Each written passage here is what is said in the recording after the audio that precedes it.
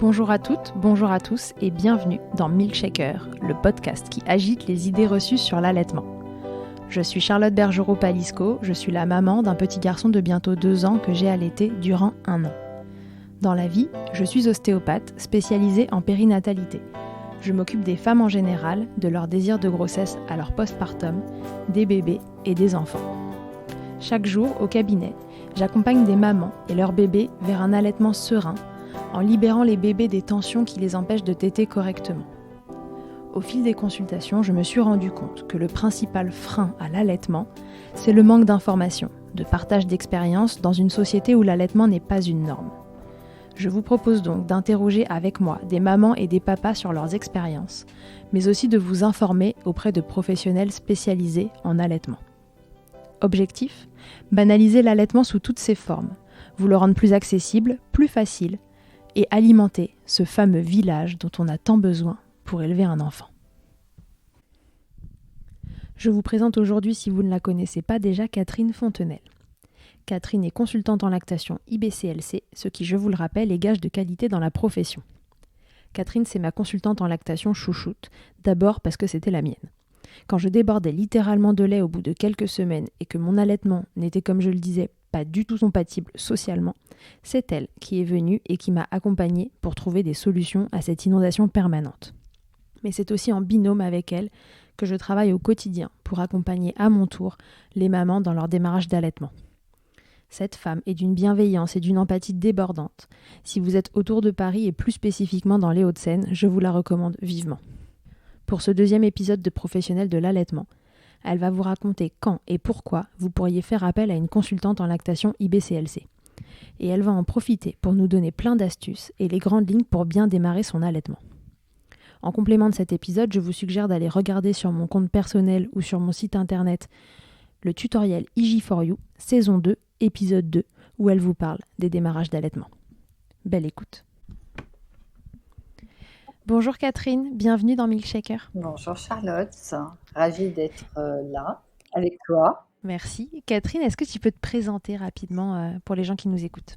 Oui, alors je suis Catherine Fontenelle, je suis consultante en lactation IBCLC depuis une dizaine d'années et également animatrice de portage en écharpe.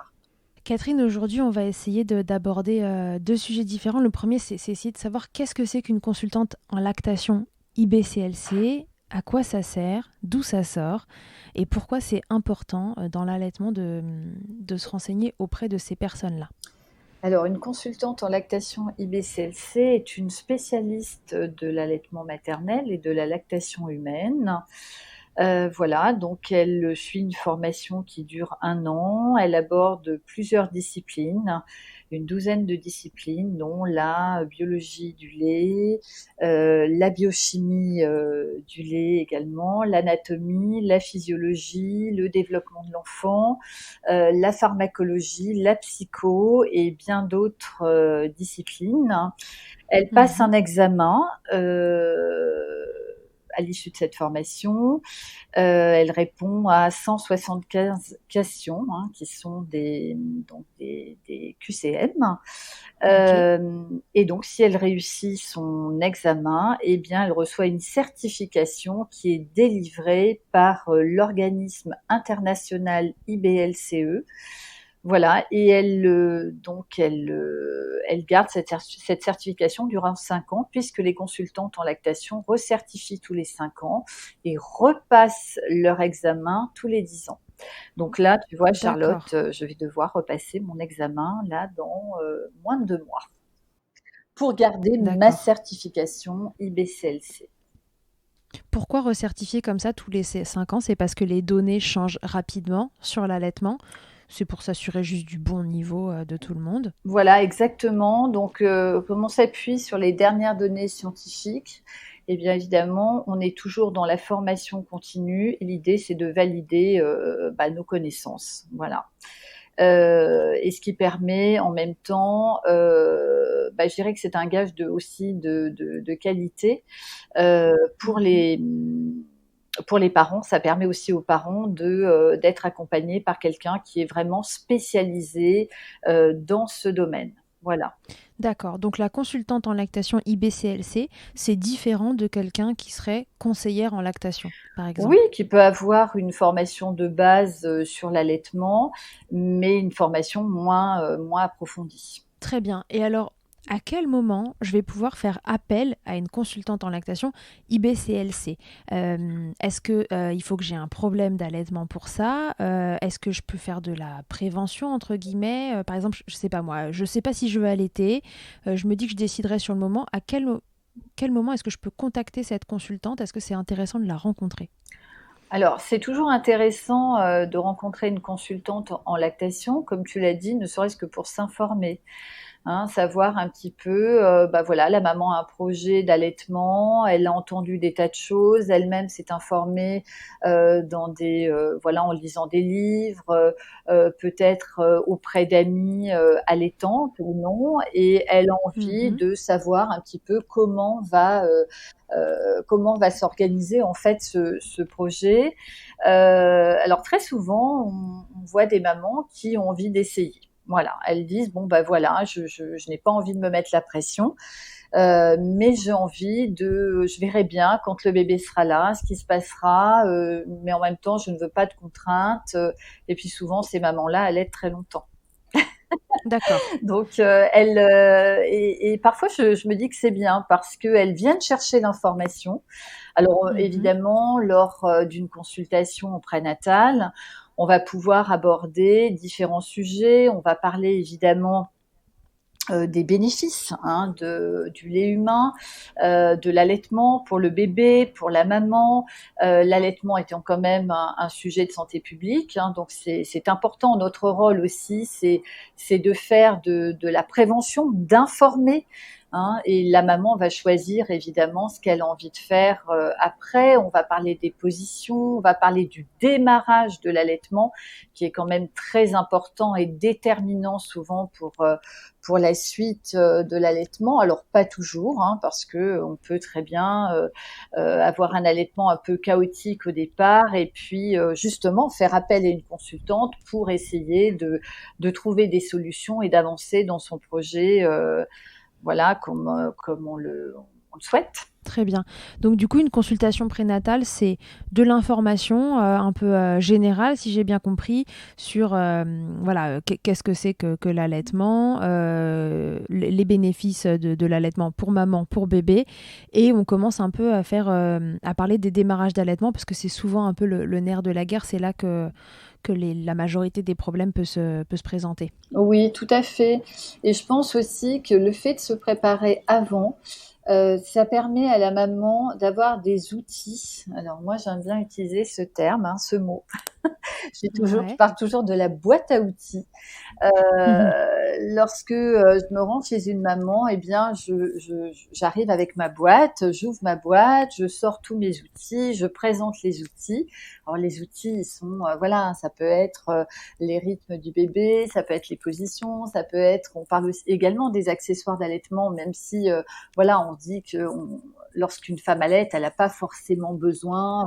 Ouais, idéalement, on aimerait ne pas s'en Voilà, servir, mais c'est bon, intéressant de les voilà. évoquer. Après, on a beaucoup de maternités qui demandent à la maman de ramener des bouts de sang en silicone, des coquilles recueillies, et cetera, des choses qui serviront pas forcément, et moins elles servent et mieux c'est. Mais bon, voilà, il y a toujours le cas exceptionnel, voilà, qui fait qu'on peut parfois en avoir besoin temporairement.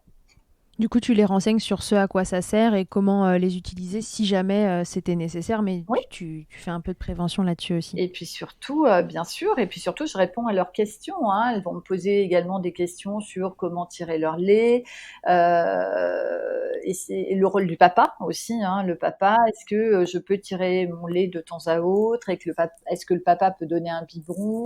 On va me poser des questions sur la tétine aussi. Qu'est-ce que vous pensez de la tétine?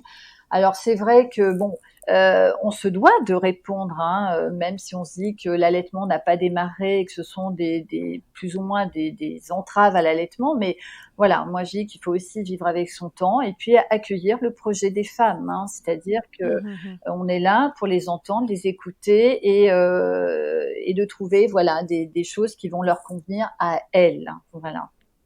Comment c'est un avantage en fait d'avoir rencontré quelqu'un pendant la grossesse? Qu'est-ce que ça va apporter d'avoir déjà rencontré une consultante pendant sa grossesse pour l'après? Est-ce que c'est justement d'avoir déjà évoqué son projet allaitement, entre guillemets, histoire qu'une fois qu'on appelle et qu'on est au bout du rouleau à J3, J5, avec un bébé qui éventuellement fait un peu mal si jamais ça va pas, est-ce que ça permet aussi que la consultante soit au courant du projet de démarrage hors chute hormonale Oui. post-accouchement, etc. Oui, alors la consultante, elle est au courant du projet. Oui, enfin, en fait, la consultante, elle sait pas. Voilà, elle apporte des informations. Après, l'idée, et je pense que mes consoeurs consultantes pensent la même chose, hein, c'est d'accompagner la maman de façon à la rendre autonome dans son projet dès le démarrage. Alors, D'accord. pour quelles raisons? Ben, on le sait tous, hein, moi je dis toujours que les professionnels font au mieux, mais ce qui revient très souvent, ce sont les discours divergents, voilà, d'un professionnel à l'autre. Bah, les mamans disent ah bah oui, mais là on m'a dit de faire comme ci, l'autre m'a dit de faire comme ça, mais moi je ne sais plus.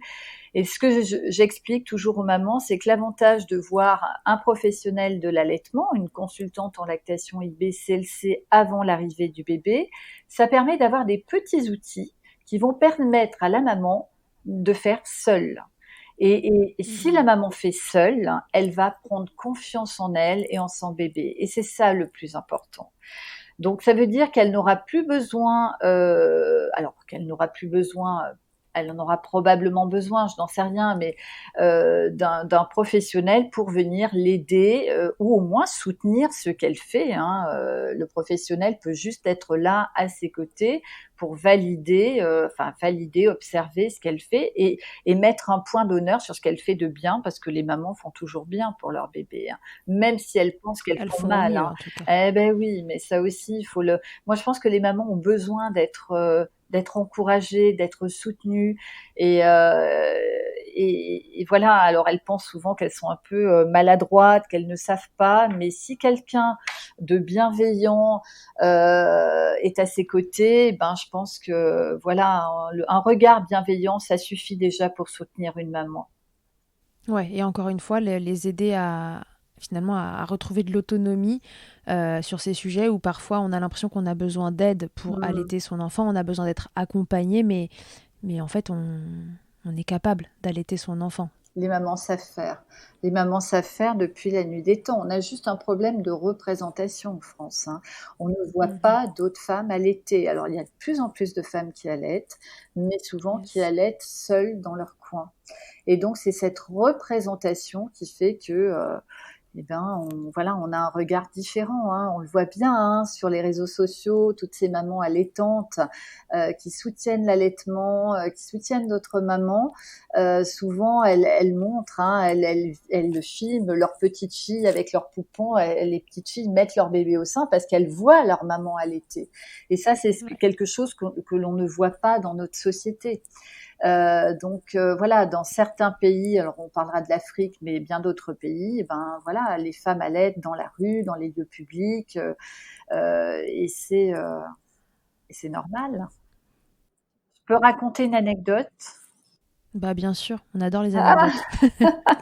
alors, j'ai lors de ma formation au CREFAM, le centre de formation des consultantes en lactation à Paris, j'avais fait un petit recueil de données pour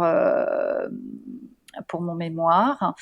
Et à l'époque, je m'étais intéressée à l'allaitement chez les femmes manouches.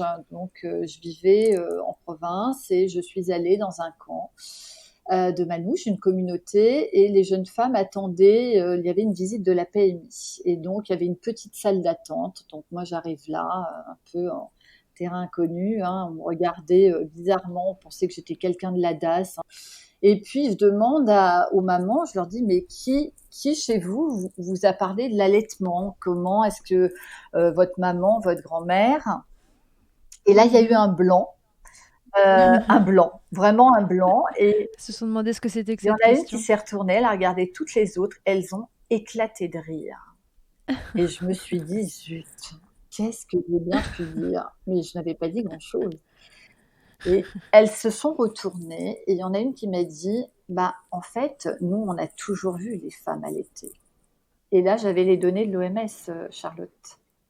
Mhm. C'est-à-dire que c'est très culturel et dans cette communauté, alors un peu moins aujourd'hui, eh bien les femmes ont cette représentation-là. Et c'est ça qui est extraordinaire. C'est qu'en fait, on se rend compte que les femmes ont besoin de se retrouver pour se dire que c'est normal d'allaiter et d'avoir ce soutien, hein, de maman à maman. Parce que ça Ouais, de la aussi, c'est communauté. important. La communauté, Charlotte, hein. Oui, la consultante en lactation est spécialiste de l'allaitement, a des connaissances approfondies et va pouvoir accompagner les mamans dans des problématiques d'allaitement ou pas, puisqu'elle intervient Mhm. aussi en anténatale. Mais elle va pouvoir également voilà, orienter les mamans dans des groupes de femmes, des groupes de mères. Et d'ailleurs, nous sommes très fiers à Saint-Cloud parce que nous avons déjà un groupe de plus de 120 mamans Ouais, super. qui communiquent sur Slack et vraiment, c'est extraordinaire. Parce que ça veut dire qu'il y a je sais pas, 2 heures, 3 heures du matin. Là, tu sais, c'est le moment où on est un peu, voilà, un peu très fatigué, un peu à bout. On se dit: «Oh là là, mais qu'est-ce que c'est compliqué, mais pourquoi c'est comme ça?» Et que là, on se dit qu'on peut communiquer avec une copine qui, elle, est connectée à cette heure-là, parce qu'évidemment, il y en a toujours une de connectée à cette heure-là. Et ben ça, Mhm. c'est un soutien extraordinaire. Hein, c'est-à-dire qu'au-delà de la consultation d'allaitement, il y a ce soutien de femme à femme. Et moi, c'est vraiment ce que j'encourage et je peux te dire que toutes ces mamans, dès que je vois une maman en consultation, je l'oriente vers Zou. le groupe en lui disant, mais Mhm. voilà, vous allez trouver là des solutions de mère à mère. Et c'est ça qui est important. Ouais, c'est hyper important. Ouais, C'est même une très grande base parce que les mamans ont trouvé chacune les solutions qui leur convient et prendre un petit bout de chacune ou un peu de ci, un peu de ça. Voilà, ça permet aussi de trouver des solutions à 2 heures du match chez soi sans consultante. exactement. Et alors, si tout va bien, mon allaitement démarre bien, tout roule, mon bébé tête, il me fait pas mal, il grossit. J'ai eu le droit de sortir de la maternité, parce qu'il a grossi dans le laps de temps Oui, oui, parce que si tu veux, imposé. c'est le passeport sorti, enfin Voilà, passeport sorti, ouais, c'est sortez vite, mais sortez avec un bébé qui a repris du poids. oui. Ça, c'est une base. Mm. Alors, bon, tout s'est bien passé. Je rentre à la maison. Je n'ai pas vu de consultante en prénatal qui a pu m'expliquer qu'est-ce que c'est qu'un allaitement qui se passe bien. Est-ce que c'est quand même intéressant que j'en vois une un peu en bilan, entre guillemets? Alors, ce que je disais tout à l'heure, je pense qu'on fait appel à une consultante en lactation lorsqu'il y a une problématique d'allaitement. Mhm. Heu, Après, moi, il m'est arrivé, de voilà, de faire des visites chez des mamans, qui souhaitaient juste avoir une validation de ce qu'elle faisait déjà de très, très bien. Mais en fait, ça rassure, hein. Ça peut être rassurant d'avoir quelqu'un qui vient regarder, qui a un œil toujours pareil, bienveillant et qui va observer ce que fait la maman et encore une fois, il y a des mamans qui en ont besoin et puis quelquefois, il y a toujours des petites choses à revoir, ou pas d'ailleurs, hein. Mais la maman a juste besoin d'avoir quelqu'un qui a un œil averti et qui vient voilà valider ce que la maman a fait. Et puis Ouais. j'en profite d'ailleurs pour, je vais rebondir sur l'influence de l'entourage parce que souvent, quand une maman appelle, alors souvent, c'est pas souvent qu'une maman appelle quand tout va bien, mais si la maman Oui. appelle, c'est juste que l'entourage a véhiculé des choses autour d'elle. Mais tu sais, tu es sûr que tu as assez de lait. Tu sais, moi je me souviens, j'avais un lait qui n'était pas assez riche. Hein, le médecin me l'avait dit. Hein, Mhm. parce que c'est pas normal quand même qu'il pleure comme ça. Et la maman, en fait, a entendu des choses. Et Elle veut prendre l'avis oui, elle a besoin d'un d'un autre pro. avis et d'un avis de professionnel pour savoir si ce qu'elle fait, elle le fait bien. Et souvent, elle le fait bien. C'est juste que ce qu'elle a entendu, ben, la déstabilise, tout simplement, et elle perd confiance. Et elle culpabilise en plus. Ah bah ça, les mamans, ça culpabilise. Ben oui, ça culpabilise parce qu'on veut toujours bien faire pour son bébé. Ouais, on veut faire le mieux. Oui. Ok, alors du coup, pourquoi elles t'appellent? Quels problèmes elles peuvent rencontrer? Alors, on va parler plus spécifiquement des démarrages d'allaitement, parce que c'est un peu le nerf de la guerre. Tu l'as dit, c'est vraiment un moment charnière dans l'allaitement. L'idéal, c'est quand même que ça se lance correctement. Euh, à quel moment, qu'est-ce qu'elles vont rencontrer comme problématique, les mamans, qui vont faire qu'elles vont appeler une consultante en lactation? Alors les problématiques, souvent c'est, premièrement, alors je ne sais pas si on peut les classer dans toutes les problématiques que l'on peut rencontrer, mais c'est la douleur, hein. Une maman qui a des crevasses, qui a Mhm. très, très mal, qui est sur le point d'arrêter, voilà, c'est souvent la douleur, un bébé qui ne prend pas suffisamment de poids, hein, là c'est, Mhm. voilà. Après, on sort de la maternité, comme tu dis, les séjours sont écourtés, on n'attend pas que les montées de lait se mettent forcément en place. Et c'est vrai qu'à J2, J3, bah, quand une maman sort à J3, quelquefois, elle n'a pas forcément sa montée de lait, hein. Donc voilà, donc la maman rentre chez elle, alors avec un tire-lait. Les mamans sortent avec des tire-laits. Voilà. Ah oui, de plus Et en ben plus. de plus en plus. Donc, alors, je n'ai rien contre les tire-laits. Un bébé qui doit être complété, bah, il vaut mieux que la maman tire son lait et lui donne du lait tiré. Alors, au dalle, à la seringue, comme elle le souhaite. Hein, ça aussi, ça fait partie des informations que l'on doit apporter aux mamans. Hein, expliquer, Mhm. voilà, ce qui est plus intéressant. Peut-être pour ce bébé-là, hein, si un bébé a des troubles de la succion, des freins de On langue. rappelle ce que c'est que le DAL en même Ah temps. oui, bien sûr, c'est un dispositif d'aide à l'allaitement. Alors le DAL, on va l'utiliser ponctuellement, c'est-à-dire vraiment au démarrage de l'allaitement, souvent dans les unités de néonates avec des prémas, alors qui arrivent à téter quand même, hein, parce que il faut quand même qu'ils puissent, voilà, ouvrir la bouche, tirer la langue et extraire le lait pour aspirer un petit peu le lait. Mhm. Voilà, on peut faire du DAL au sein. Donc c'est une. Alors je vais expliquer hein, brièvement qu'est-ce que le DAL. Donc en maternité, on va l'utiliser parfois pour compléter un bébé et on va aspirer du lait dans une seringue. Alors soit dans une seringue, je vais l'expliquer avec la seringue. Hein. Et puis on va ajuster une petite sonde très fine. Un petit tuyau, Voilà, ouais. un petit tuyau et on va positionner l'extrémité de la sonde sur le mamelon. Alors voilà, on va poser la sonde sur le sein de la maman et l'extrémité arrive vraiment sur le bout du mamelon. Donc on peut mettre un petit morceau de sparadrap hein, pour maintenir le dalle et en fait le bébé va téter donc le sein de sa maman, va simuler recevoir du lait de sa maman et son complément en même temps. Donc on gagne du temps, c'est moins fatigant évidemment pour la maman. Alors attention, il y a des mamans qui sont très à l'aise avec le DAL et d'autres qui, voilà, n'adhèrent pas du tout au dispositif, hein, parce qu'elles ont l'impression qu'elles vont, voilà, démarrer l'allaitement avec un DAL. C'est vrai que ça peut être compliqué et on peut avoir aussi des mamans qui abandonnent tout parce qu'elles trouvent que c'est trop compliqué. C'est pour ça que si tu veux, au démarrage à la maternité, il faut faire très, très attention à tout ce que l'on va mettre en place, c'est-à-dire les tire-laits, les compléments, y compris les compléments de lait artificiels, hein, quand ils sont donnés un peu à la légère en pensant que le bébé a faim, que la maman est trop Mhm. fatiguée. Ça, c'est un peu la pensée, le regard du soignant. Alors, c'est pas pour critiquer les équipes médicales, hein, puisque moi-même, je travaille dans une maternité et avec une super équipe, et que tout le monde fait vraiment de son mieux. Mais quelquefois, quand même, on se dit que on pense à la Oui. place de la maman. Oui, et puis ils font de leur mieux dans le temps imparti. Exactement. Et malheureusement, le temps imparti est parfois trop court Et oui, pour que oui, l'allaitement ait vraiment le temps de se exactement. mettre en route. Ouais.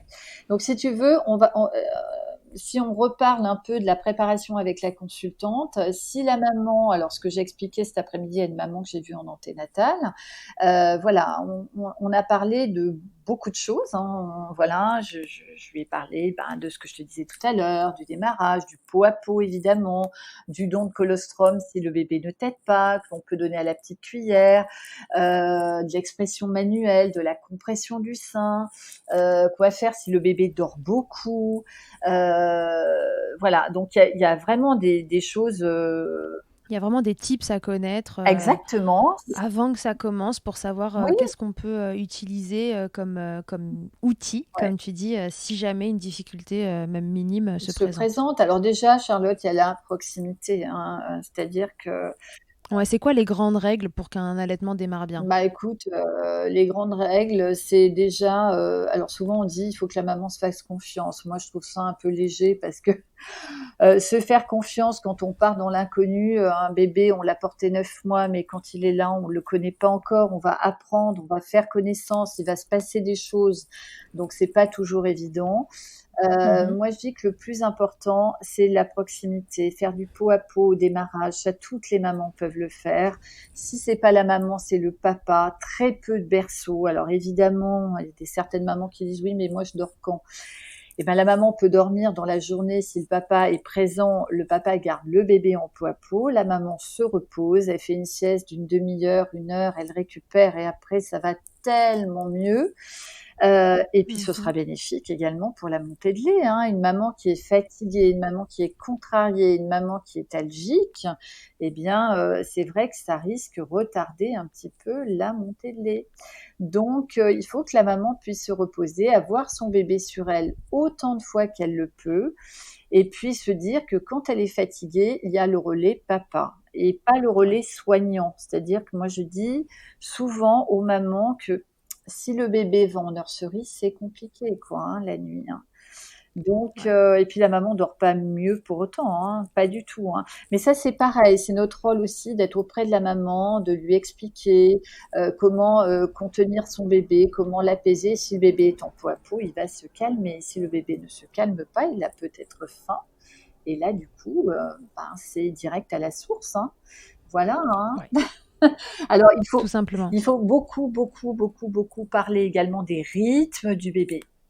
Hein, ce qui se passe dans les premiers jours et qui évolue chaque jour, hein. Ça sera à Oui, parce J0, qu'un bébé évolue très vite. à J0 voilà, on pensera comme ça, à J1 ce sera autrement, à J2 encore autrement, à J3 et après on rentre à la maison et là ça y est, on est parti, c'est la grande aventure et on va découvrir hein, plein de choses avec son bébé. Donc pour revenir à ta question, bah écoute, le plus important c'est la proximité.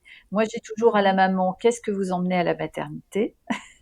Un bandeau de peau à peau si vous en avez un, si vous n'en avez pas, bon bah vous ferez autrement, hein. Vous pouvez mettre une petite chemise, enfin dans notre maternité, on remet aux mamans des petits Un bandeaux. débardeur un peu Ah élastique. exactement, ça c'est tout à fait possible, voilà. Qu'est-ce qu'on peut ramener encore à la maternité? Une petite cuillère. Voilà. Alors Ouais. la petite cuillère, elle sert à quoi? Ben, quand le bébé, par exemple, dort beaucoup, hein, ça aussi, il y a des choses à prendre en compte. C'est l'accouchement peut-être a été très long, ce bébé est resté coincé, il est arrivé un peu sonné. Il récupère du voyage, hein, mais il va récupérer sur le corps de sa maman ou de son papa, hein. Et puis il récupère les germes de ses parents hein, sur la peau de ses parents. Donc ça, c'est très important également de garder ce contact. Et puis, si vraiment il ne t'aide pas, eh ben, la maman va exprimer elle-même du colostrum qu'elle va lui donner à la petite cuillère ou simplement avec le doigt. Si elle a 2, 3 petites gouttes de colostrum, elle va badigeonner sa bouche avec le colostrum. Et c'est bien, Ok. voilà, parce que le bébé, ça va l'inciter à téter à un moment Mhm. donné et ça le nourrit en même temps. Voilà. Ok, d'accord. Donc un bandeau de peau à peau, une petite cuillère et soi-même, la La proximité. proximité et le soutien du papa, évidemment, si le papa peut Ouais, et le être papa. présent, Ou la c'est deuxième maman, le conjoint. oui, voilà, exactement, le papa soutenant et les papas sont vraiment chouettes, hein. Je vois des papas, souvent les papas ils disent: «Mais nous on fait quoi?» et en fait on ils savent quoi faire les papas, hein. C'est lorsque Ouais. tu installes une maman sur un lit et bien, le papa tout de suite, tu n'as même pas besoin de poser la question, hop, il va chercher un oreiller, il cale le bras de sa femme. Enfin vraiment les papas sont top. Et ils ont un rôle à prendre tout de suite, tout de suite. Oui, Parce qu'on se pose souvent la question, mais non, tout de suite, vous pouvez prendre un rôle, messieurs, si vous ouais. écoutez. Ok, donc ça c'est la maternité, les grandes règles pour que ça se passe bien. Si d'aventure, malgré tout ce qui a été mis en place et les conseils d'avant, il y a quelque chose qui se passe pas bien, on va revenir sur cette question-là. C'est quoi les grands symptômes? Donc c'est la douleur, le bébé qui prend pas assez de poids, Est-ce qu'il y a d'autres raisons pour lesquelles les mamans t'appellent dans les Oui, démarrages une d'allaitement? lactation qui se met pas en place. Mhm. Voilà, donc alors là, encore une fois, pourquoi, faire appel à une consultante en lactation? Parce qu'il y a des choses à évaluer. Ça va se passer comment une consultation de lactation en post-natal? Alors en postnatal, bon, on a toutes, on travaille toutes un peu dans des structures différentes. Alors moi, j'ai une activité à l'hôpital, encore un peu à l'hôpital et beaucoup en libéral. Ouais. Et puis évidemment, on fait beaucoup de domicile. Donc moi, je vais te parler de la consultation à domicile. Donc je me rends chez la maman. La consultation dure à peu près 1h30. On va faire un Mhm. dossier, hein, une anamnèse, pour connaître un peu l'histoire de la maman, la grossesse, l'accouchement, les antécédents médicaux, chirurgicaux, des éventuelles allergies, comment ce bébé est arrivé, voilà, si c'était un parcours normal, s'il y a eu comment dire, une stimulation FIV ou autre. Ouais. Voilà, on va faire un dossier très détaillé de la maman, des parents et du bébé, hein. Donc le bébé, le poids de naissance, le poids le plus bas, le dernier poids que l'on a, Mhm. voilà. Et puis moi, comme tout le monde, hein, on marque le motif de la consultation. Oui. Si la maman appelle, par exemple, pour des douleurs au mamelon, bien l'idée c'est de regarder pourquoi cette maman a mal, hein, pourquoi elle a des crevasses, par exemple. Alors, il y a des mamans qui ont des douleurs sans crevasses, mais parce que si tu veux, si on n'analyse pas la situation correctement, on peut passer à côté de plein de choses. Alors, on va Ok. évaluer la succion du bébé, hein, on va essayer si les parents nous y autorisent et si le bébé est d'accord, hein. Il n'est pas question d'aller mettre les doigts comme ça dans la bouche du bébé sans être autorisé à le faire. Le bébé a le droit de râler, hein, de se fâcher, de dire non, j'ai pas envie. Et là, on va pas insister. Et puis surtout, on va beaucoup observer. Hein, on va observer, donc on va voir comment le bébé, alors si on évalue évidemment la succion, on va regarder la profondeur du palais, on va examiner, on va regarder sous la langue du bébé, sous la lèvre supérieure pour voir, oui supérieure pour voir s'il n'y a pas de frein, hein, ces fameux freins de langue ou freins de Tout à lèvres fait. qui peuvent causer de sérieux problèmes. Voilà, donc ça c'est quelque chose qu'on évalue. On va regarder, on va inviter la maman à mettre son bébé au sein.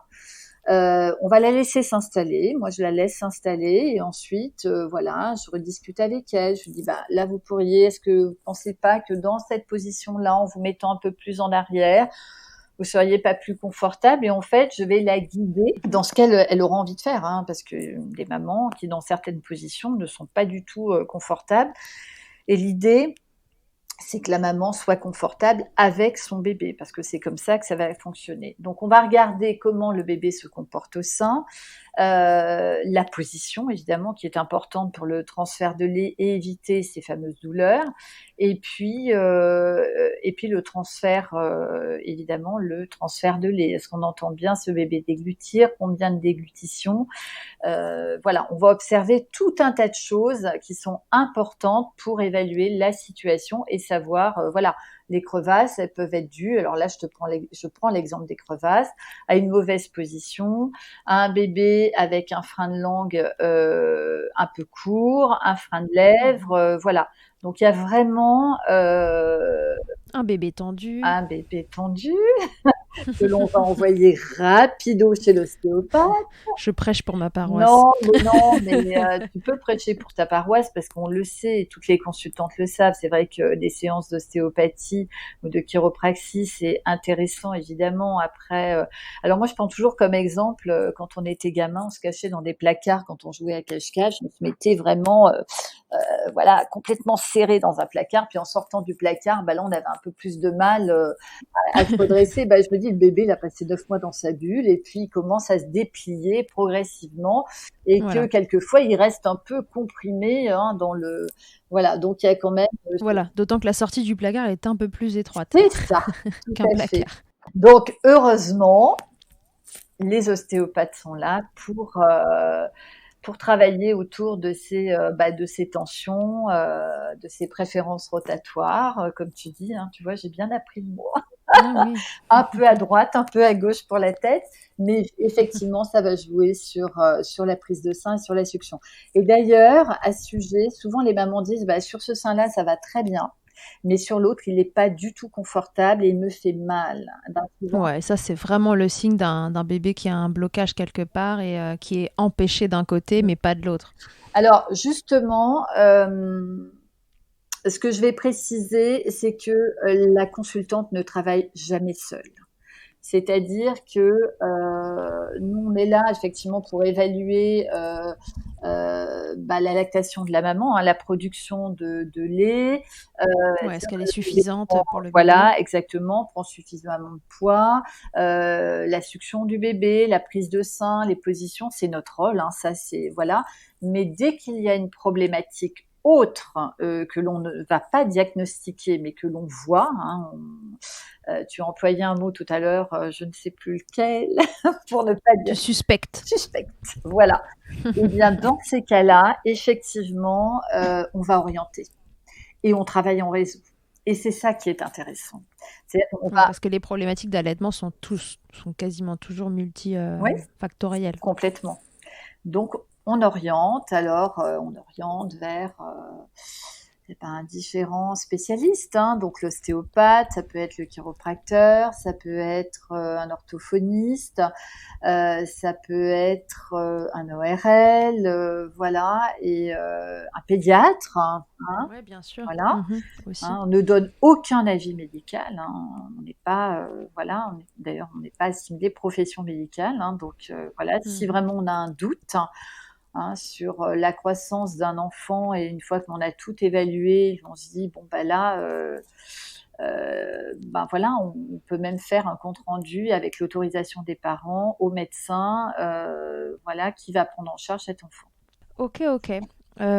D'autres symptômes dans les démarrages d'allaitement? Souvent, on entend parler d'engorgement, de mastite, tout Oui, ça. Ça aussi, c'est une raison pour laquelle oui, oui, oui, on peut oui. appeler une consultante. Oui, alors effectivement, alors c'est vrai que bon, la montée de lait à la maternité, moi je dis enfin, à tous les professionnels qui accompagnent l'allaitement, c'est un petit message que je fais passer, parler de la montée de lait.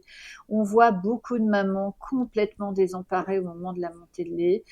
Elles Mhm. savent pas ce qui leur arrive, elles comprennent pas, elles pensent qu'elles vont rester comme ça pendant des semaines, voire des mois, les pauvres, mon Dieu. Et puis d'une femme à l'autre, évidemment, ce sera différent. Il y a des montées de lait qui passent complètement inaperçues. La maman a des seins souples, elle va juste remarquer que les écoulements ont changé de couleur, que les selles du bébé ont changé de couleur, et ça c'est très bien. Mais elle dit bon, j'ai pas l'impression, non, ils sont pas plus tendus que ça, voilà, tout va bien. Et puis d'autres mamans qui voient leur poitrine doubler de volume, qui devient très dure, très dense, et elles n'arrivent même pas à faire téter le bébé, le lait ne s'écoule pas. C'est compliqué, mais c'est pas grave. Il y a des remèdes. Toutes les situations peuvent être normales, entre guillemets. Ce qu'il faut, c'est être accompagné et savoir que ça peut arriver. Voilà, c'est ça, hein, d'expliquer à la maman ce qu'elle peut faire. Des massages très doux sous l'eau chaude, la technique du verre tahitien, qui n'a Ouais. rien de tahitien, mais qui marche très très bien. Des compresses froides, des compresses chaudes, enfin voilà, tout ce qui va soulager la maman temporairement, et puis surtout faire téter le bébé, hein, ça c'est une évidence, hein. Alors quand les seins sont très très très tendus, la maman peut faire ce que l'on appelle, alors là comme ça l'expliquer, l'assouplissement par contrepression pour assouplir l'aréole et permettre au bébé de prendre le sein plus facilement. D'accord, c'est pour aider le bébé dans sa prise, ça. Exactement. Mm. Ouais, c'est un peu technique à expliquer. Et puis, Oui, ouais, oui, à l'oral, comme ça, c'est pas évident. c'est un peu Voilà. compliqué. Ouais.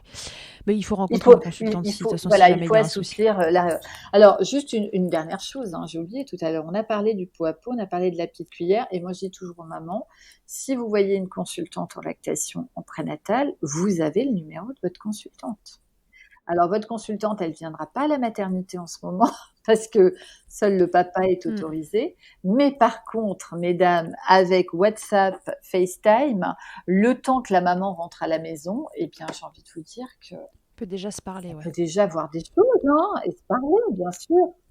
Et je crois qu'on a oublié de dire un truc, mais parce que ça nous paraît évident, parce que, enfin voilà, avec Catherine, on travaille souvent ensemble, elle sait que je connais pas mal de choses sur l'allaitement, mais il y a un truc qu'on a oublié de dire, mais c'est que l'allaitement, c'est à la demande. Ça, c'est c'est la première règle qui est Alors, toujours aussi valable et qui va l'être encore longtemps, c'est que bébé va au sein aussi souvent qu'il le souhaite. Alors, bébé va au sein aussi souvent qu'il le souhaite, c'est la question, et on entend encore toutes les 3 heures. Bah, l'allaitement, c'est pas toutes les 3 heures, hein. Ouais, ça, je trouve que c'est bien de le rappeler. Voilà, c'est pas toutes les 3 heures l'allaitement. Alors évidemment qu'il y a des cas particuliers, hein, des bébés prématurés qui doivent effectivement avoir des apports toutes les 3 heures parce qu'ils ne se réveillent pas forcément. Nous sommes bien d'accord, et encore, hein, j'ai envie de dire qu'entre deux prises, hein, de repas, enfin entre deux repas, ils peuvent très bien aller au sein, même s'ils lèchent un peu le sein de leur maman, c'est pas interdit, Ouais. hein. Généralement, on fait beaucoup de pot à pot, hein. Les soins kangourous, c'est intéressant, et tous ces bébés très prématurés qui bénéficient des soins kangourous, c'est extraordinaire, hein, vraiment. Si les mamans entendent parler de ces soins, allez regarder sur Internet. Il y a vraiment, on explique l'intérêt de ces soins-là. C'est beaucoup de proximité, c'est Voilà, ça, beaucoup de dans la prématurité. proximité dans la prématurité, et voilà, l'idée, c'est de remettre un peu ce bébé dans sa bulle, hein. C'est sûr qu'il sera toujours mieux contre le corps de son papa ou de sa maman que dans une couveuse avec, voilà, du bruit, des germes, et voilà. Les tétés à la demande, les tétés au signe d'éveil. Il est bien évident que si un bébé est dans un berceau, bah, les phases d'éveil, on les voit pas forcément. Alors, c'est pas que la maman n'a pas un œil sur son bébé, c'est juste que si la maman est fatiguée, et puis quand on vient d'avoir un bébé, ben, on n'a plus de visite, on le voit bien, les mamans communiquent beaucoup avec leur smartphone, et voilà. Donc le bébé, lui, il fait des signes, hein. Il envoie des petits clignotants, hein, en disant bah voilà, moi je suis prêt à téter là, mais n'attendons pas que je pleure, sinon je vais me fâcher très fort. Et après, c'est Ouais, vrai que c'est beaucoup plus compliqué de mettre un bébé au sein quand le bébé pleure. quand il hurle. Voilà, donc si on a le bébé sur soi, eh ben c'est simple. C'est-à-dire que la maman, et ça c'est le rôle de la professionnelle, de regarder avec les parents, de dire regardez, ça c'est une phase d'éveil. Là, votre bébé est prêt à téter. Et donc les parents, ils apprennent comme ça. Et le bébé et la maman, elle peut très bien s'installer. Ça lui laisse le temps d'ailleurs de s'installer, Mhm. de faire perler un peu de colostrum ou un peu de lait, sans que le bébé s'énerve. Et le bébé, à un moment donné, il va s'accrocher au sein, hein, Ouais, dans le calme. dans le calme. Et alors, surtout pour les mamans qui ont mal au sein, hein, ça, c'est pas normal. Il n'est pas normal d'avoir mal. Ça, je le Mhm. précise, hein, j'insiste. Et ben, si la maman anticipe, bah, c'est sûr que le bébé est beaucoup plus détendu. Donc, ça se passera Ok. beaucoup mieux. Mm. Ouais, ça c'est important, repérer les Ouais. signes d'éveil. Et puis c'est vrai que voilà, quand on devient parent, on apprend tous les jours. Et ça, c'est clairement un truc que les professionnels autour peuvent accompagner, à savoir reconnaître Mm. le signe d'éveil d'un bébé qui commence à ouvrir les yeux, à chercher quelque chose, à passer une main devant la bouche. Il y a Et, vraiment des signes, hein, voilà, et ça, on en parle tout le temps aux parents, hein. Regardez, observez, hein. L'allaitement à la demande, c'est pas suffisant. La demande, un bébé qui dort, il peut dormir pendant 5-6 heures, hein. Donc Mhm, ça, ça va être compliqué. Par contre, l'allaitement au signe d'éveil, et ce qu'il faut savoir, c'est que plus le bébé a accès au sein, plus il tète, et plus l'envie d'y retourner, et ça va faciliter. et plus il stimule. Et voilà, et ça va faciliter évidemment le démarrage de l'allaitement et la poursuite de l'allaitement. Mm. Alors, on est plus Ok. à 8-12 tétés par 24 heures. L'OMS dit même jusqu'à 18 tétés par 24 heures si, au retour à la maison, on compte les petites tétés en grappe là du soir, qui Ouais. sont très très importantes, hein. Les bébés Ouais, tètent. en fin de journée, il y a souvent une période comme ça où les bébés Oui, têtent un peu tout le temps. oui, et les bébés, en fait, changent de comportement, hein, les tout petits, là, en fin de journée. C'est-à-dire qu'ils se recalquent sur le rythme qu'ils avaient in utero, hein. C'est-à-dire, Mhm. on dit toujours aux mamans, vous imaginez quand vous étiez enceinte, dans la journée, c'est vrai qu'on sent pas beaucoup les bébés bouger. On est toujours en mouvement, hein. Et le soir, quand vous vous allongez sur votre canapé ou dans votre lit, alors là, ça galope, et là, les mamans sentent vraiment leur bébé bouger. Mais en fait, le bébé Mhm. va reprendre ce rythme-là, Et du coup, tant mieux. Il va téter très souvent et comme il tète très souvent, il arrive sur un lait qui est beaucoup plus riche, beaucoup plus gras et c'est tant mieux parce que peut-être que dans la nuit, ça lui permettra d'espacer un petit peu cet été. Sur un malentendu, peut-être on pourra Oui, dormir un petit peu. voilà. Ok. Alors ensuite, Catherine, on avance un petit peu dans l'allaitement. On se demande à quel autre moment on pourrait avoir besoin d'une consultante en lactation IBCLC. Et il y a une grande étape, une fois que les démarrages d'allaitement sont passés, que ça roule, que bébé tète bien, que petit à petit il espace cet été, ou pas, qu'on dort, ou pas. En tout cas, à un moment, c'est fréquent que les mamans aient à reprendre le travail. Est-ce que c'est un moment où la consultante peut intervenir? Comment elle va pouvoir aider la maman pour gérer cette reprise du travail? Alors, la consultante a un rôle important, hein, au moment de la reprise du travail. Bon nombre de mamans m'appellent souvent pour me dire, voilà, je vous appelle pour une consultation, voilà, pour un sevrage. Je reprends le travail, je compte sevrer mon bébé.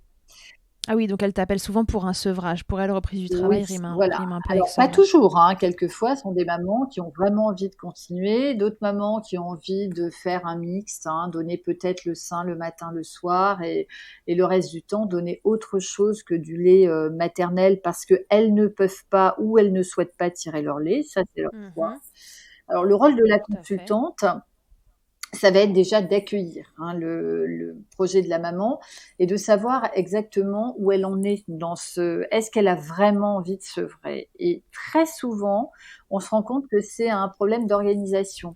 C'est-à-dire que la maman ne se projette pas encore au travail, elle sait pas trop comment ça va s'organiser. Souvent, elle n'a pas envie de reprendre tout simplement parce que c'est une séparation. Elle va se séparer de son bébé.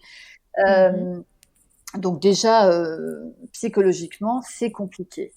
Et du coup, bon, elle se dit: «Mais je vois pas, je travaille du lundi au vendredi, la garde en crèche est je dis n'importe quoi, de 8 heures à 18 heures. J'ai 1 heure de transport, la conservation», tout ça. Alors ce sont des choses que l'on va évidemment évoquer en consultation. Donc on va tout poser. C'est-à-dire que voilà, je vais essayer de savoir où en est la maman dans son allaitement. Quelquefois, il y a des mamans qui se mettent à pleurer parce qu'elles n'ont pas envie en fait d'arrêter. Et on va essayer ensemble de trouver des solutions pour qu'elle puisse mener plus loin son projet d'allaitement si elle le souhaite.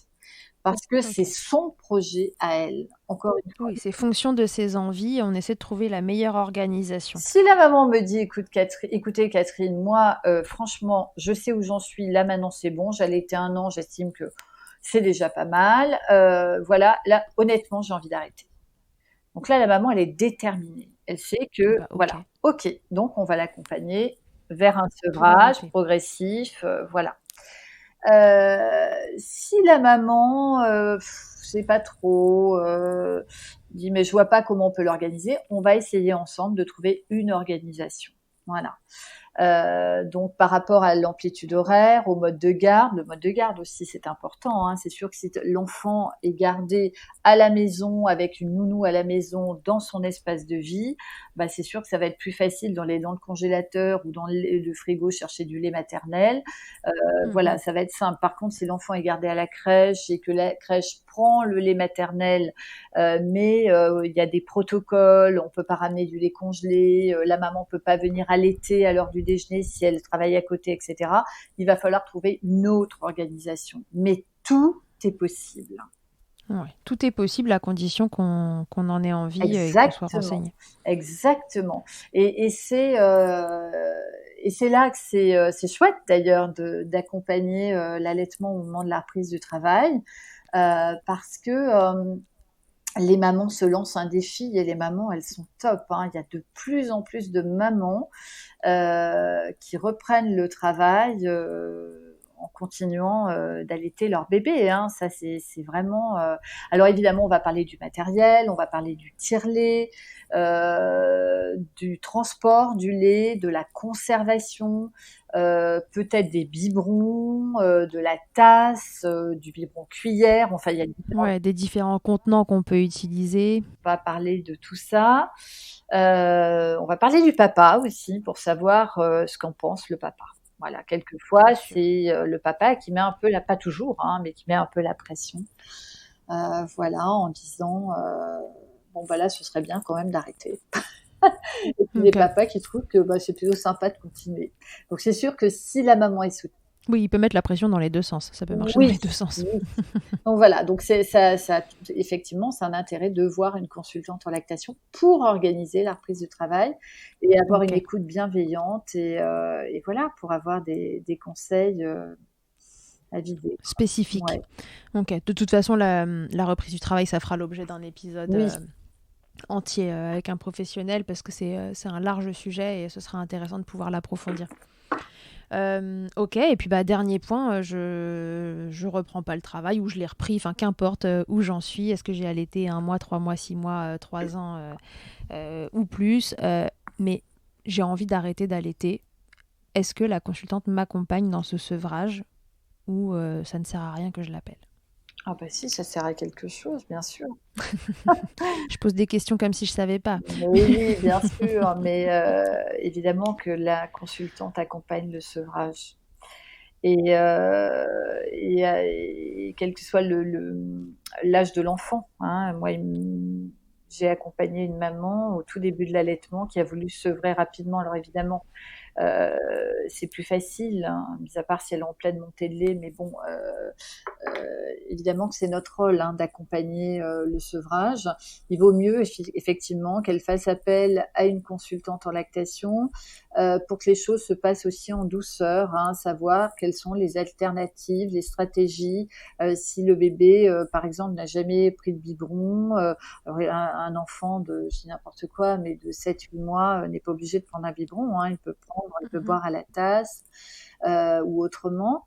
Voilà, mais la consultante, effectivement, va aider la maman. Et puis surtout, surtout, moi, je dis aux mamans au moment du sevrage, il faut être à l'écoute de son corps. Elle va accompagner la maman pour justement diminuer progressivement la lactation, voilà, en évitant les problématiques d'engorgement ou autres, hein, parce que ça, c'est le risque, hein. Mm. Ok. Ok, super. Euh, Sur quoi d'autre la consultante va intervenir au cours de la vie de ce bébé et de la vie de cette jeune maman? Souvent, on entend parler au moment de la diversification. Est-ce que c'est quelque chose qui est dans votre formation initiale ou est-ce que c'est après un choix de se former sur la diversification des enfants? Alors, je dirais qu'en tant que consultante en lactation, on a toutes, la même formation, hein, on a suivi le même cursus. Après, chaque consultante va se former dans un domaine, plus spécifique, hein. Par exemple, D'accord. des consultantes qui sont formées sur les freins restrictifs, sur la DME. Alors la DME, évidemment, on a une approche, hein, de la diversification alimentaire lors de notre formation, de consultante. Il y a peut-être des consultantes qui sont beaucoup plus à l'aise avec ce sujet. Et donc, effectivement, la consultante peut accompagner, informer, hein. L'idée, c'est d'informer les parents et c'est les parents après qui décident si oui ou non ils ont envie de se lancer dans l'aventure DME. Ouais. Voilà, il y a On rappelle la diversification menée par l'enfant, c'est une diversification où en fait on ne propose pas de purée, voilà, enfin ou pas ou peu oui, dans la diversification menée par l'enfant stricte, il y a pas de purée et en fait on lui propose des morceaux à des tailles bien voilà, définies pour qu'il puisse en exactement, fait appréhender l'aliment mais déjà en morceaux. exactement. Et puis, il y a des consignes aussi de sécurité, hein. Il faut que l'enfant soit capable de se tenir, assis, tout Ouais. seul, qu'il n'y ait pas de trouble de la succion, hein. Par exemple, un enfant avec un frein restrictif qui démarre la DME, c'est vrai que ça peut être, compliqué, voire dangereux. Mhm. Donc voilà, il faut vraiment, bien s'informer, d'où l'intérêt, de, peut-être, voir un professionnel, hein, qui va pouvoir accompagner les parents dans ce projet-là ou tout au moins bien les informer. Bon, super, je crois qu'on a pas mal fait le tour. Est-ce que la consultante a d'autres rôles que tous ceux qu'on a énoncés? Elle en a plein. Oui, je pense qu'elle en a d'autres, elle en a d'autres. Alors, en dehors de l'accompagnement des parents, elle a un rôle également auprès des professionnels, hein, puisqu'elle peut, faire de la formation auprès des professionnels de la santé, de la petite enfance également. Mais ça, c'est très intéressant pour les structures d'accueil comme les crèches, les haltes garderies. Alors peut-être un peu moins, mais ça dépend. Enfin, en tous les cas, les structures d'accueil en général, elle peut former les équipes aussi à l'accueil de l'enfant allaité. Comment accueillir un enfant allaité, les protocoles. On peut parler de la conservation du lait, etc. et travailler sur même un projet pédagogique. C'est ce que j'ai fait lorsque je travaillais en crèche. J'ai pu travailler avec l'équipe. Ouais, de façon à ce que les informations qu'on donne à la maman sur ce qui est faisable et les informations qu'on donne qui sont présentes dans les structures soient un peu les mêmes, en fait, qu'il y ait cohérence entre les deux côtés. Oui. Et puis auprès des assistantes maternelles aussi. Voilà, de pouvoir former les assistantes maternelles à l'accueil de l'enfant allaité également. Ok. Merci beaucoup, Catherine, pour cet épisode riche en informations. Il ouvre encore une fois des portes vers plein d'autres épisodes pour approfondir chaque sujet qu'on a énoncé. Mais là, déjà, ça nous donne une bonne idée de pourquoi c'est si important, parce qu'on parle quand même pas mal maintenant des consultantes en lactation IBCLC. C'est parfois compliqué de faire la différence. Tout le monde dit un peu qu'il est OK en allaitement. Quelle est la spécificité de ces consultantes par rapport à d'autres personnes qui ont des formations qui sont peut-être très bien, mais qui sont peut-être moins complètes aussi. Et voilà, et savoir à qui on s'adresse et dans quelle mesure et dans quelles conditions, il faut faire appel à une consultante pour régler des problématiques ou simplement se faire accompagner en prévention, prendre des infos, etc. On se retrouve bientôt pour un prochain épisode, Catherine. Et puis, d'ici là, je vous souhaite à tous et à toutes, une bonne journée et à bientôt dans Milkshaker. À bientôt. Merci beaucoup d'avoir écouté cet épisode de Milkshaker. Vous pouvez suivre l'actualité du podcast sur le compte Instagram du même nom et sur mon site internet charlotte-bergerot.fr dans la rubrique podcast. Vous y trouverez aussi une série de tutoriels pour mamans et bébés réalisés durant le confinement. Si vous avez apprécié ce podcast, n'hésitez pas à le soutenir en laissant un commentaire, en lui attribuant 5 étoiles ou encore en parlant autour de vous.